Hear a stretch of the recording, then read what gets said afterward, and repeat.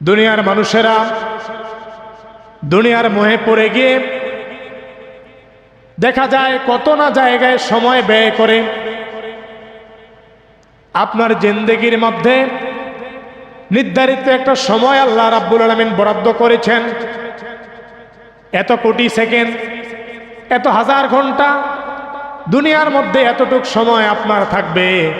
দেখা যায় এত কোটি সেকেন্ডের মধ্যে ঘড়ির কাঁটা যতই বাজে, এক সেকেন্ড করে আমার কাছ থেকে কেড়ে নেওয়া হয়। আপনি যখন ঘুমিয়ে আছেন তখনও আপনি মৃত্যুর দিকে দৌড়াচ্ছেন।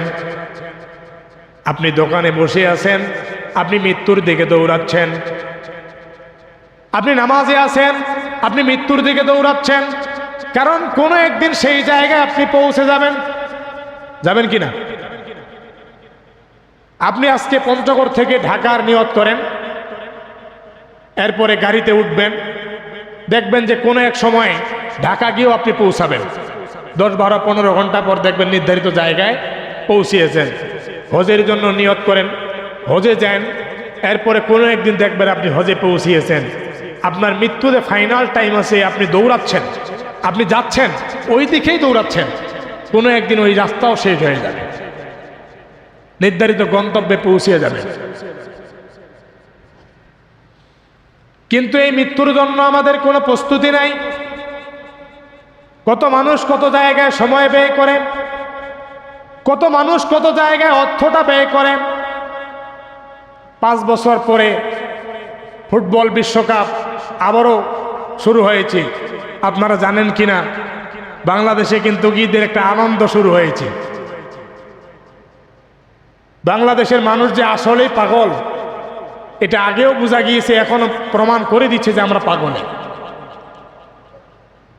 1971 সালে এ দেশ রক্তের বিনিময়ে, জীবনের বিনিময়ে স্বাধীনতা অর্জন করলাম, শুধু বাংলাদেশের ভাষার জন্য আর বাংলাদেশের পতাকার জন্য।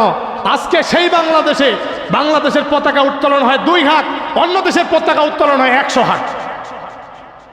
কথা বলেন না কেন? গত পরশুদিন আমি নিউজে দেখলাম, মাগুরার আমজাদ হোসেন 30 শতক জমি বিক্রি করে 10 লাখ টাকা দিয়ে 7.5 কিলো জার্মানির পতাকা ঝুলিয়েছে। কথা কি আপনার বিবেকে ঢুকছে? জার্মানির 30 শতক জমি, নিজের জমি বিক্রি করে জার্মানির মতো দেশের পতাকা উত্তোলন করলো 7.5 কিলো। হ্যাঁ, টানা 7.5 কিলো। এই জায়গা শুরু হয়েছে, 7.5 কিলো পর্যন্ত পতাকা গিয়েছে। হ্যাঁ, ওটা সোশ্যাল মিডিয়া নেটে প্রচন্ড ভাইরাল হয়েছে।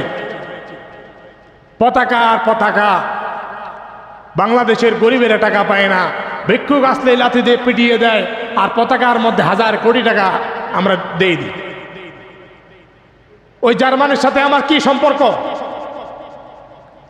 আজকে যে দেশগুলো খেলা হচ্ছে, আপনি লক্ষ্য করেন, ইসলাম ধ্বংসের জন্য তারাই সবচেয়ে ভূমিকা রেখেছে। কয়জন ফুটবল খেলোয়াড়ের মুখের মধ্যে দাঁড়িয়ে আছে বলেন? আজকে সেই দেশের খেলা দেখার জন্য আমার দেশের যুবকেরা রাতের ঘুম ত্যাগ করে, রাত 1টায় যদি খেলা হয় তারপরে জেগে থেকে সেই খেলা দেখার অপেক্ষায় থাকে। আসলেই যে আমরা পাগল তার বাস্তব প্রমাণ। কত সময় ঘুমিয়ে যাই, কোনো একদিন রাতের মধ্যে আল্লাহর জন্য তাহাজ্জুদের নামাজ পড়ার জন্য 2 মিনিট সময় দিতে পারলাম না। ঘুমে তখন শরীর চলে না। আর এখন খেলা দেখার জন্য রাতকে রাত, দিন কি দিন আমি খেলা দেখতেছি।